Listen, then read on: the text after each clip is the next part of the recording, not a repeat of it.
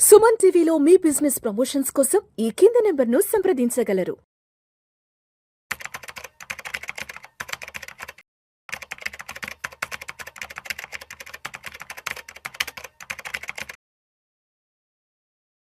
Sir Giribabu గారు నమస్తే sir. నమస్తే అండి. Welcome to Suman TV and welcome to Vishnu talks. Thank you అండి. సార్ గిరిబాబు గారు రీసెంట్గా ఒక సాఫ్ట్వేర్ ఇంజనీరు తన యొక్క ఆర్థిక ఆవేదన గురించి, అంటే తనకున్నటువంటి ఫైనాన్షియల్ సర్కమ్స్టాన్సెస్ గురించి తన బాధను పంచుకుంటూ రెడ్డిట్లో ఒక పోస్ట్ చేశాడు. సో అంటే ఫైనాన్షియల్గా తను ఎటువంటి స్ట్రగుల్ అవుతున్నాడు, నెలకి 2,00,000 రూపాయల జీతం వస్తున్నా కూడా ఇవాళ తన పరిస్థితి ఏంటంటూ కూడా తన ఆవేదనను వ్యక్తం చేశాడు. రెడ్డిట్లో ఆర్టికల్ ఏంటో చదువుతాను. నేను కూడా చూశాను అది. ఒకసారి చదువుతాను. నెలకు 2,00,000 రూపాయల జీతం, అప్పుల ఊబిలో ఉన్న, సేవింగ్స్ ఖాతాలో ₹1 లేదని ఆవేదన, పెళ్లి, కొత్త ఇల్లు, కుటుంబ ఖర్చులతో అప్పుల ఊబి, బంధువుల వద్ద 20 లక్షలు, నెలకు 25,000 చెల్లింపు, క్రెడిట్ కార్డు ఈఎంఐలు 30,000, పర్సనల్ లోన్ మరో భారం, నేనే తప్పులు చేశా, 2-3 ఏళ్లలో ఎలా కోలుకోవాలి, రెడ్డిట్లో పోస్ట్ చేసిన టెక్కి సలహాలు ఇస్తున్న నెటిజన్లు. సో మొత్తానికి తనకున్నటువంటి ఫైనాన్షియల్ బర్డెన్స్ గురించి, స్ట్రెస్ గురించి తను పోస్ట్ చేయడం జరిగింది. దానికి రకరకాలుగా చాలా మంది సలహాలు కూడా ఇవ్వడం జరిగింది. సో గిరిబాబు గారు నెలకి 2 లక్షలు వస్తుందంటే దగ్గర సంవత్సరానికి ఒక 25 లక్షల రూపాయల ప్యాకేజ్ కదా. 25 లక్షల రూపాయలు జీతం వస్తున్నా కూడా సరిపోవట్లేదు. 10వ తేదీ 15వ తేదీ రాగానే డబ్బులు అయిపోతున్నాయి అంటే మరి చిన్న చిన్న జీతాలు వచ్చే వాళ్ళ పరిస్థితి ఏంటి? వాళ్ళు ఎలా బ్రతకాలి? ఎందుకు నెలకి 2 లక్షలు జీతం వస్తున్నా కూడా రూపాయి మిగలట్లేదంటే ఏం చేస్తున్నట్టు ఇలాంటి వాళ్ళందరూ కూడా? అది కూడా అబ్బాయికి 27 సంవత్సరాలు. 27 సంవత్సరాల వయసుకి నెలకి 2 లక్షల రూపాయల జీతం అంటే ఎక్సలెంట్ ప్యాకేజ్, పరాణం ప్యాకేజ్. బట్ ఎందుకు ఇటువంటి పెద్ద పెద్ద తప్పులు జరుగుతున్నాయి అసలు? యాక్చువల్గా 2 lakhs టేక్ హోమ్ అంటే ప్యాకేజ్ 30 లక్షలకు పైనే ఉండొచ్చు. ఉంటుంది. ఇంకోటి తెలుసా, 30 లక్షల ప్యాకేజ్ తీసుకుంటున్న వాళ్ళు ఇండియాలో నాట్ ఈవెన్ 3% ఆఫ్ పాపులేషన్. అంటే అతను 3% ఆఫ్ ఇండియా పాపులేషన్ ఉన్నాడు. అంటే ఇండియాలో ఉన్న 30 lakhs కంటే అబోవ్ ఇన్కమ్ సంపాదించే వాళ్ళు మొత్తం 3%, అందులో ఒకతను. అంటే హిస్ 3% ఆఫ్ ఇండియా. సో అంత మంచి పొజిషన్లో ఉండి, అంత చిన్న వయసు 27 yearsలో ఉండి, నా సేవింగ్స్ ఖాతాలో ₹1 లేదు, పర్సనల్ లోన్స్ కట్టలేకపోతున్నాను, బంధువుల దగ్గర 20 లక్షల అప్పు చేసి వాళ్ళకి నెలకు 25,000 కడుతుంటే వడ్డీ కడుతున్నాడు. అసలు ఎప్పుడు తీరవాలి? ఇంకొక మిస్టేక్ ఏంటి తెలుసా అందులో అడిగే క్వశ్చన్లో, నెక్స్ట్ 2 to 3 yearsలో నేను ఎలా దీన్ని తీర్చాలని అడుగుతున్నాడు. అప్పు చేయడం, ఖర్చు పెట్టడం, పడిపోవడం, కూలగొట్టడం ఈజీ. కానీ నిలబెట్టడం, నిలదొక్కుకోవడం, అప్పు తీర్చడం లాంగ్ టర్మ్ ప్రాసెస్. కనీసం ఎంత లేదన్నా ఒక 5 నుంచి 10 సంవత్సరాలు పడుతుంది ఆయన మొత్తం యూబుల్ నుంచి బయటకు రావాలంటే. ఎందుకు? ఆల్రెడీ 2 lakhs టేక్ హోమ్ ఉంది.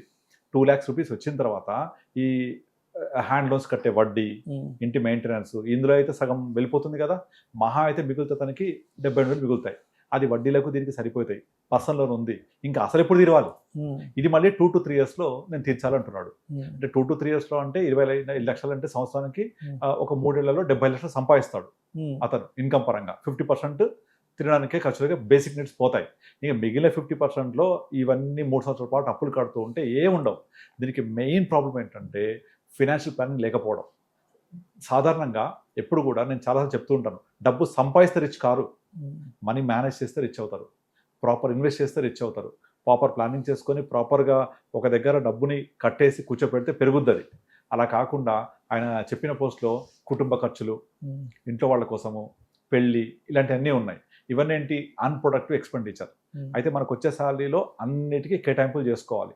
ఇప్పుడు 2 lakhs రూపీస్ వస్తుంది, అందులో మొత్తం ఇంట్లో ఫుడ్ ఖర్చు, మెయింటెనెన్స్ ఇవంతా ఒక 50,000 అంటే 25% పోయిన తర్వాత ఇంకేదైనా ఓన్ హౌస్ ఉంటే అది చెప్పలేదు, ఓన్ హౌస్ ఉందా లేదా. అది ఓన్ హౌస్ లేకపోతే అదొక డిజాస్టర్. మళ్ళీ రెంట్కే ఒక 20-30,000 పోతుంది. సో అవన్నీ ప్లాన్ చేసుకొని ఎంతో కొంత మిగిలిన తర్వాత దాన్ని ఖర్చులకు ఉపయోగించుకోవాలి. అందుకే వారన్ బఫెట్ ఏం చెప్తాడు? Income minus savings should be your expenditure. కానీ ఏం చేశాడు? రివర్స్ చేశాడు. మొత్తం ఇన్కంలోంచి ఖర్చులని పోయి సేవింగ్స్ లేకుండా ఉన్నదానికి ఎక్కువ అప్పులు చేశాడు, ఎక్కువ ఖర్చు పెట్టేశాడు. Simple thing. ఇప్పుడు ఇదంతా స్వయం కృతాపరాధం. ఇప్పుడు ఈయనే కాదు, చాలా మంది మీరు కనుక ఐటీ సాఫ్ట్వేర్ ఇండస్ట్రీస్లో లాస్ట్ 5-6 yearsలో రియల్ ఎస్టేట్ భూమి వెళ్ళిపోతుంది, భూమి ధరలు పెరిగిపోతున్నాయని విపరీతంగా పర్సనల్ లోన్స్ తీసుకొని 5-6 ప్లాట్లు, 2 లోన్లు, 3 లోన్లు, తినికి లోను, వైఫ్కి లోను, లోన్లు పెట్టేసి ఇవాళ కాకపోతే రేపు దొరకదు ఇక భూమి. ఫోమో ఫియర్ ఆఫ్ ఆ, మిస్సింగ్ అవుట్. వాడు కొన్నాడు, మా బామ్మర్ది కొన్నాడు, మా బావ కొన్నాడు, పక్కింటోడు కొన్నాడు, వెనకింటోడు కొన్నాడు, నేను కొనాలి. అంటే ఏదో జనాలు మెప్పించడానికి ఇదంతా. ఎగ్జాక్ట్లీ. ఎలా కొంటున్నారు? పర్సనల్ లోన్స్, హ్యాండ్ లోన్స్, లేదా ధర వెళ్ళిపోతుంది. ఇప్పుడు వాళ్ళందరికీ చుక్కలు కనబడుతుంది. ఒక పక్కనేమో జాబ్ గ్యారంటీ లేదు, ఒక పక్క ఇన్కమ్ రేపు నెక్స్ట్ మంత్ వస్తుందో తెలియదు. ఇక్కడ పర్సనల్ లోన్ కట్టకపోతే ఎన్పిఏ 3 నెలలు కట్టకపోతే ఇమీడియట్లీ పర్సనల్ ఎన్పిఏ అయితే అన్సెక్యూర్డ్ లోను, అది ఇంకా అదొక డిజాస్టర్. సో అవన్నీ పక్కన పెట్టి నాకు వచ్చే ఆదాయం ఎంత, నాకు వచ్చే ఇన్కమ్ ఎంత, తర్వాత సేవింగ్స్ ఎంత చేయాలి, ఎంత నేను ప్లాన్ చేసుకోవాలి, ఇవన్నీ మర్చిపోయి ఈ విధంగా వచ్చిన డబ్బుల్లో నుంచి విపరీతంగా ఖర్చు పెట్టుకుంటూ వెళ్ళిపోతే ఇలాగే జరుగుద్ది. ఇది ఈ టెక్కీరే కాదు, 90% ఇలాగే ఉన్నారు. ఇలానే ఉన్నారు. నాకు ఇంకొక క్లయింట్ ఉన్నాడు, అతను 3 lakhs రూపీస్ మంత్లీ ఇన్కమ్ వస్తుంది, కానీ 15వ తారీఖు తర్వాత రూపాయి ఉండదు. మళ్ళీ 1st తారీఖు ఎప్పుడెప్పుడు వస్తుందా ఎప్పుడు ఎదురు చూస్తూ ఉంటాడు. సార్ గిరిబాబు గారు, మీరు చెప్తుంటే ఒక విషయం గుర్తుకు వస్తుంది. ఎప్పుడైనా మన ఫ్రెండ్స్లో, మన సర్కిల్లో ఉన్న ఫ్రెండ్స్ మంచి వెల్ బీయింగ్లో ఉన్న వాళ్ళు కాల్ చేస్తాం, అరే అర్జెంటుగా ఒక 10,000 కావాలరా, 15,000 కావాలంటే, లేదురా అకౌంట్లో ₹1 కూడా లేదు, మొత్తం ఈఎంఐలు అన్ని కట్టేసేసాను. ఏది 10వ తేదీకే. అవును. అదేంట్రా, మంచి జీతమే కదా, నెలకు ఒక 3 lakhs 4 lakhs దాకా ఏం వస్తుంది కదా, సంవత్సరం 40-50 లక్షల ప్యాకేజ్ కదా, ఏదో ఒక 5,000 10,000 ఇస్తామని ఫోన్, లేదు మా మొత్తం అయిపోయింది నా దగ్గర 10వ.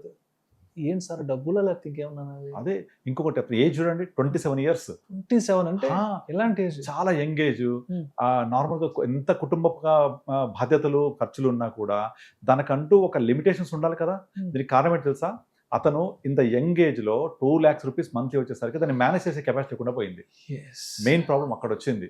ఇప్పుడు ఫైనాన్షియల్ ప్లానింగ్ గురించి, ఇన్వెస్ట్మెంట్స్ గురించి, మనీ శాలరీని ఎలా చూసుకోవాలి ఎక్కడ నేర్పించారు మనకు మన లైఫ్ టైంలో. మనం అన్నీ కూడా ఈ ఫైనాన్షియల్ ప్లానింగ్ అంటే మన పక్కింటోడే మన ఆర్థిక గురువు, మన కొలీగే ఆర్థిక గురువు. 27 years లో ఎటువంటి అనుభవం లేదు. బహుశా 23-24కి చదువు అయిపోయి ఉంటుంది, ఇమీడియట్లీ ఎక్కడో జాబ్ వచ్చి ఉంటుంది. నెక్స్ట్ 2-3 years లో 2 lakhs ప్యాకేజ్ వెళ్ళిపోయాడు, మంత్లీ 2 lakhs. దాంతో మనీని ఎలా మేనేజ్, కన్ను మీ నానలేదు. Exactly correct. కన్ను మీ నాన్నలేదు. ఏముంది, కాలేజ్ నుంచి బయటకు రాగానే జాబ్ వచ్చేసింది, అంతే. 27 సంవత్సరాల కల్లా 25-30 లక్షల ప్యాకేజ్ వచ్చేసింది. ఎగ్జాక్ట్లీ. కాబట్టి కష్టం నష్టం ఏం తెలియదు, దాన్ని ఎలా మేనేజ్ చేయాలో తెలియదు. అంతేందుకు మనము కౌన్బర్గ కరోడ్పతిలో 5 కోట్ల విన్నర్ గురించి మాట్లాడుకున్నాం కదా. చివరికి అప్పుల పాలైపోయి 5 కోట్లు అంటే రోడ్డు మీద పడి అడుక్కు తింటుంటే వాళ్ళ భార్య కూడా వదిలేసి వెళ్ళిపోయింది. 5 కోట్లు అంటే ఇట్స్ ఏ ప్రతి ఒక్కరికి కళ అది. 5 కోట్లు రావడం అనేది జీవిత ఆశయం ఉంటుంది. అలాంటిది ఉన్న ఫలంగా ట్యాక్స్ పోయిన తర్వాత 3.5 కోట్లు ఆయన చేతిలో పడితే దాన్ని మేనేజ్ చేయలేక 2-3 సంవత్సరాల తర్వాత మళ్ళీ ఎక్కడ మొదలయ్యాడు అక్కడికి వచ్చేసాడు. So this was very clearly money management, financial planning is very very very important. ఈరోజు నా దగ్గరకు ఒక క్లయింట్ వచ్చారు, మార్నింగ్ కపుల్. వాళ్ళకు హైదరాబాద్లో దాదాపు ఒక 5-6 ప్లాట్లు ఉన్నాయి. ఆ ప్లాట్లు 10,000 కొన్నాము, ఇప్పుడు 50,000 ఉంది, 10,000 కొన్నాము, 30,000 ఉంది అని ధర చెప్తున్నారు. కానీ నిజంగా 20,000 కమ్మాలన్నా కొనేవాళ్ళు లేడు. జాబ్ పోయింది, wife house wife, around 35 years ఉంటాయి. ఆమెకు రీసెంట్గా చిన్న బాబు పుట్టాడు. సో నో మనీ, ఒక ప్లాట్ అమ్మాలంటే కొనేవాళ్ళు లేడు. ఎవరిని అడిగినా రూపాయి రావట్లేదు. లిటరల్లీ ఎంత ఘోరమైన పరిస్థితి అంటే 2 lakhs శాలరీ, ఆమెకు కూడా శాలరీ వచ్చేది, మెటర్నిటీ వల్ల ప్రజెంట్ లేదు, లీవ్ పెట్టేసింది ఫర్ ఫ్యామిలీ కోసం అని చెప్పేసి. ఒక శాలరీతో బతకాలి, హ్యాపీగా శాలరీ వస్తుంది కదా, లైఫ్ అంతా గడిచిపోతుంది అనుకునేసరికి సడన్గా జాబ్ పోతే ఇప్పుడు ఉన్న ప్లాట్లు కొన్నాయన్ని పర్సనల్తో కొన్నారు, అది కట్టాలి, ఇంటి కిరాయి కట్టాలి, అమ్ముదామంటే ఒక్కటి పోవట్లేదు. ఆఖరికి మళ్ళీ ఫాదర్ దగ్గరికి వెళ్ళి ఫాదర్కి వచ్చే పెన్షన్లో తెచ్చుకొని తింటున్నారు వీళ్ళు. అంత దారుణం. సేమ్ ఇలాంటి పరిస్థితులే. అట్లీస్ట్ ఇతనికైనా 35 years ఏజ్ వచ్చింది, ఈ అబ్బాయి ఇంకా ఘోరం 27 years. సరే, ఇంకేం చెప్తున్నాడు, నేను 3 years తీర్చేయాలి ఇవన్నీ అంటున్నాడు. Which is not possible. సరే, అంటే ఇప్పటి వరకు ఈ వీడియో చూస్తున్న వాళ్ళు ఎవరు అనుకుంటారంటే, సరే అదంతా గతము గడిచిపోయింది, వాడు అప్పుల్లో ఉన్నాడు, ఇబ్బందులో ఉన్నాడు, ఇవంతా మాకు తెలిసిన స్టోరీ, ఇవన్నీ కాదు గిరిబాబు గారు, సొల్యూషన్ చెప్పండి అని కింద కామెంట్లు స్టార్ట్ అవుతాయి. కాబట్టి మనం సొల్యూషన్ పాయింట్ ఆఫ్ వ్యూగా మనం ఆడియన్స్ ని ఇక్కడ మెప్పించాలి, సొల్యూషన్ ఏం చెప్దాం. ఓకే, ఏం లేదు, సింపుల్. నార్మల్గా మనకు వచ్చే శాలరీలో ఒక బేసిక్ థంబ్ రూల్ పెట్టుకోవాలి, 50-30-20. 50% for your basic needs, necessaries, liabilities అన్నీ పెట్టేసుకోవాలి. 30% should be your next level of EMIs, పిల్లలు అంటే వాళ్ళ ఎడ్యుకేషన్, లేకపోతే ఇంకేమైనా రెస్పాన్సిబిలిటీస్ ఉంటే అవి 30%.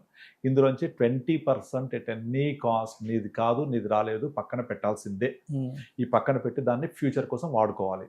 50% daily needs is good money, ₹1,00,000 ఈ కేసులో. ఇంకా 30% అంటే ₹60,000 లయబిలిటీస్కి, పేరెంట్స్ని చూసుకోవడానికి, వీటన్నిటికి పెట్టేయాలి. అంటే దీనికి ప్రాబ్లం ఏంటంటే చాలామందికి శాలరీ రాగానే ఇష్టం వచ్చినట్టుగా దాన్ని గూగుల్ పే ద్వారా, ఫోన్పే ద్వారా, అకౌంట్ ద్వారా ఖర్చు పెట్టేస్తుంటారు. వీళ్ళు ఫిజికల్ క్యాష్ ఇలా లెక్క పెట్టించే ఎక్స్పీరియన్స్ కూడా ఉండదు వీళ్ళకు. అలా ఎప్పుడైతే మీరు డబ్బులు జేబులో పెట్టుకొని ₹500, ₹1000 తీసుకెళ్ళి కూరగాయల షాప్కి వెళ్తే అక్కడ కూరగాయల వాళ్ళకి డబ్బులు ఇస్తూ ఉంటే యూ విల్ అండర్స్టాండ్. ఇప్పుడు చెయ్యి వణుకుతో చూసారా జేబులో 500 తీస్తుంటే? అది లేదు మెయిన్ గా. ఆ ఫిజికల్ టచ్, ఫిజికల్ క్యాష్ ఇస్తూ ఉంటే ఆ రెస్పాన్సిబిలిటీ, ఆ బాధ్యత తెలిసేది. అన్ని గూగుల్ పేలు కొడుతూ, ఎందుకంటే వీళ్ళ కెరీర్ అన్ని స్టార్ట్ అయింది గూగుల్ పేలు, జెన్జీ కదా, గూగుల్ పేలు, జీపేలతో స్టార్ట్ అయింది వీళ్ళ కెరీర్ అంతా. ఆ ఫిజికల్ టచ్ అనేది లేకపోతే దాంట్లో ఉన్న ఆ డబ్బుకున్న విలువ ఎంత, నేను ఎంత కష్టపడితే వస్తోంది, దాన్ని ఎలా ఖర్చు పెట్టాలనే మినిమం రెస్పాన్సిబిలిటీ లేకుండా ఒక ₹100, $200, $500 జేబులో నుంచి ఎక్కడ రోడ్డు మీద జార విడుచుకుంటే ఆ పెయిన్ ఎలా ఉంటది, ఎన్ని రోజులు ఆలోచిస్తామని పెయిన్ తెలియదు కదా. నేను అందరినీ ఇక్కడ గూగుల్ పే మానేసి డబ్బులు లేకపోతే చెప్పట్లేదు. కాకపోతే ఇంత చిన్న వయసులోనే అంత శాలరీ వచ్చినప్పుడు దాన్ని ప్రాపర్గా మేనేజ్ చేయాలి అంటే దాని యొక్క రెస్పాన్సిబిలిటీ అర్థం కావాలి. సో అర్థం చేసుకొని ఇలా ఒక 50% ఫర్ డైలీ బేసిక్ నీడ్స్, నెసెసరీస్కి తీసేసి ఇంకొక 30% రెస్పాన్సిబిలిటీస్, పేరెంట్స్ని చూసుకోవడము, లేకపోతే వేరే ఇంకేమన్నా శుభకార్యాలు, లేకపోతే ఇంకేదైనా అలాంటి ఖర్చులు పెట్టేసుకుంటే 80% అయిపోయింది కదా. 20% ఇప్పుడు ఈ కేసులో ₹40,000 per month, ₹40,000 per month invest చేసుకుంటే సంవత్సరానికి ₹5,00,000 సేవింగ్ చేసేవాడు. అలా లాస్ట్ 3 years నుంచి వర్క్ చేస్తున్నాడు. ఒక 15 లక్షలు సేవింగ్ అయ్యేది, అది పెరిగి ఒక 10-20% అప్రిషియేట్ అయ్యేది. 15 లక్షలు కాస్త 17-18 లక్షలు అయ్యేది. 18 లక్షలు నీ చేతిలో ఉన్నాయంటే, జేబులో ఉన్నాయంటే ఇక్కడ చేసుకుంటే ఎంత ధైర్యంగా ఉంటుంది. 3 years తర్వాత, 4th year తర్వాత అది పెరుగుద్ది, కాంపౌండ్ అవుతూ ఉంటుంది. అలా ఒక 40,000 సేవ్ చేస్తూ పోతే ఒక 10 సంవత్సరాలలో 80 లక్షల నుంచి ₹1,00,000 అవుతుంది. ఎస్ఐపి 12% ఇచ్చినా కూడా, ఏ ఫండ్లో పెట్టినా కూడా మీకు ఈజీగా మీకు ఒక 1 crore దాకా వెళ్ళిపోద్ది. 1 crore పాకెట్లో ఉంటే ఎటువంటి జాబ్ టెన్షన్ ఉంటుందా? ప్రాపర్ ప్లానింగ్ కదా. ఇప్పుడు 2 lakhs శాలరీ వచ్చేసింది, ఒకేసారి వచ్చి ఉండకపోవచ్చు. 50,000 లక్ష అట్లా జంప్ కొట్టుండొచ్చు, 3 సంవత్సరాల 2 జంపులు వస్తుంది. ఆ ఎంతెంత హైక్ వస్తుంది దాన్ని అంతంత పక్కన పెట్టుకుంటూ, ప్లాన్ చేసుకుంటూ, ఇన్వెస్ట్ చేసుకుంటూ రావాలి. ఇంకొక ఆప్షనే లేదు.